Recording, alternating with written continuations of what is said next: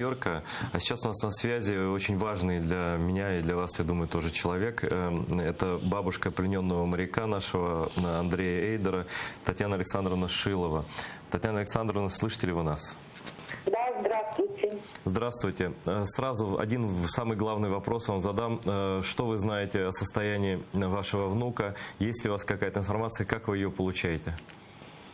Информацию я получаю только по новостям с нашего украинского телевидения. Вот, знаю, что он ранен и лежит в Керченской больнице. Насколько тяжелое ранение? Какие подробности вы можете сообщить? Никаких. Я не знаю. А кто-то из государственных органов с вами связывался, вас собирали? Нет, никто. Со мной нет, с дочерью тоже нет. Расскажите нам, пожалуйста, про вашего внука коротко. Сколько ему лет, чем он занимался, коротко биографию вот до того момента. 20 декабря будет 19 лет. Он закончил транспортный морской лицей в этом году, в июле. И пошел в военкомат по призыву, как говорится, прошел медкомиссию. И его направили на обучение в Николаев на месяц. Там он подписал контракт, так как он хотел моряком быть и пошел в морской лицей, он хотел плавать. Вот, и он решил также, службу продолжать на море. Вот такое случилось. Татьяна Александровна, у нас в эфире находится один из тех людей, которые очень сильно болеет за эту ситуацию, который помогал в том, чтобы адвокаты там занялись крымско-татарские защитой, насколько это возможно. Я очень благодарна, потому что связи нет, обратиться кому. И если находятся люди, которые помогают, я им очень благодарна. Смотрите, можно я скажу следующее, уважаемая Татьяна. Я сегодня был на совещании, которое в первой половине дня, ближе к обеду, проводила первый заместитель председателя Верховной Рады Украины Ирина Геращенко. И там были представители различных сторон, и правозащитники, и Министерство иностранных дел, и представитель военного командования морского. Давайте, чтобы долго не говорить, я вам просто скажу такое.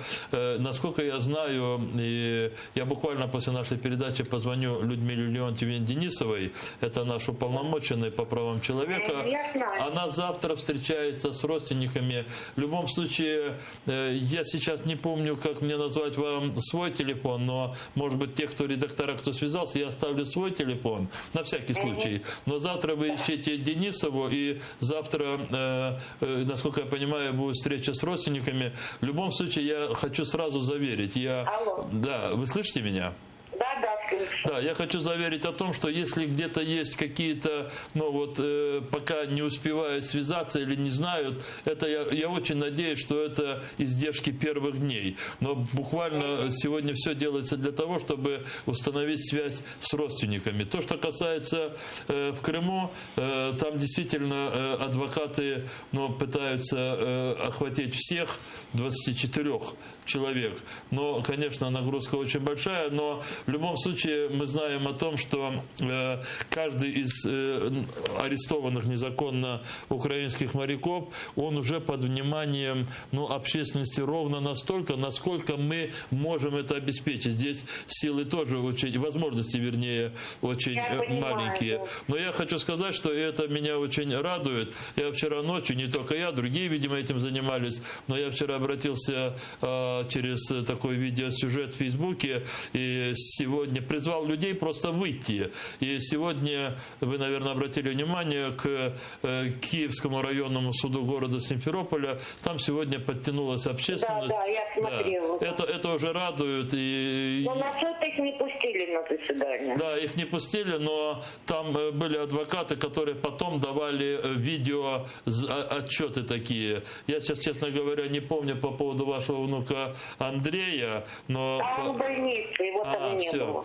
Но я не хочу, сейчас очень много может быть разных информаций, но я сегодня просто слышал о том, что, возможно, тех, кто ранены и в Керчи, возможно, их переместят в Симферополь, но я думаю, что давайте лучше еще завтра уточним. Да, ну самое главное, чтобы наши ребята чувствовали поддержку, что они не брошены. Татьяна Александровна, дорогая, последний вопрос вам хочу задать. Лично ваше мнение я хочу знать, как гражданки Украины, как бабушки нашего моряка военного.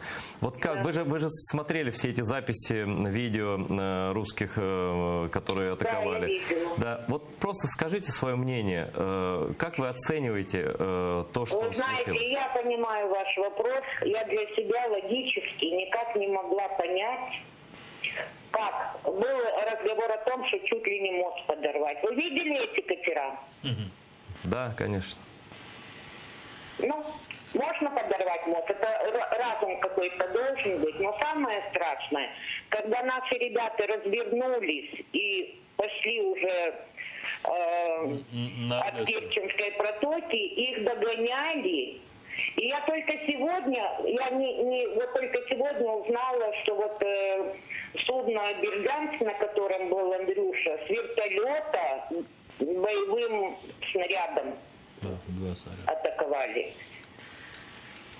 Хорошие у нас братья вот это бывшие. Мне непонятно, как люди, которые уходят, зашли за 12-мильную зону, как можно было их преследовать и, как говорится, на поражение стрелять. Это для меня нелогично, непонятно, и я не могу себе дать ответ на этот вопрос. Татьяна Александровна, можете ответить? да, я могу вам ответить, я слушал эти записи, и я представляю, как это работает. К сожалению, моя версия такая, просто по факту, что этой атакой руководил лично Владимир Путин, это он приказал догнать, потому что до этого такого приказа не было, и это все руководилось из Москвы, и догоняли, пленяли, обстреливали наших моряков по личному приказу главнокомандующего Российской Федерации. А знаете, что я вот сейчас смотрела ток-шоу 112 канала, где один из присутствующих говорит, а почему они огонь не открывали, не защищались? Вы знаете, я вот как бабушка, я смотрю на эти маленькие катера, которые два, и вот это поврежденный буксир. Наверное, надо было отдать жизнь за родину, чтобы тебя расстреляли, и тогда все было бы хорошо. Это мое личное мнение. В ситуации, когда наши катера шли в абсолютном соответствии с международным морским правом, в соответствии с теми сохранившимися договоренностями, которые, несмотря на войну, все еще существуют между Украиной и Россией, и в такой ситуации, когда они абсолютно законно шли своим курсом, тогда, когда их провоцировали на открытие огня, я думаю, возможно, не все со мной согласятся, не ответный огонь, он был оправданным. Если был бы открыт огонь, возможно, мы сегодня бы были бы более трагической ситуации. Я так думаю. Ой, Татьяна Александровна, огромное спасибо. Будьте с нами вообще на связи. Будем вам... Я рада, что вы позвонили, поинтересовались. Большое вам спасибо. Позвоните завтра Денисовой с утра. Хорошо. Телефоны наши редакторы вам дадут, пожалуйста. Пожалуйста, телефоны все дадут. Рифата Чубарова и Людмила Денисова. Спасибо вам, что были в эфире. Большое спасибо. До свидания.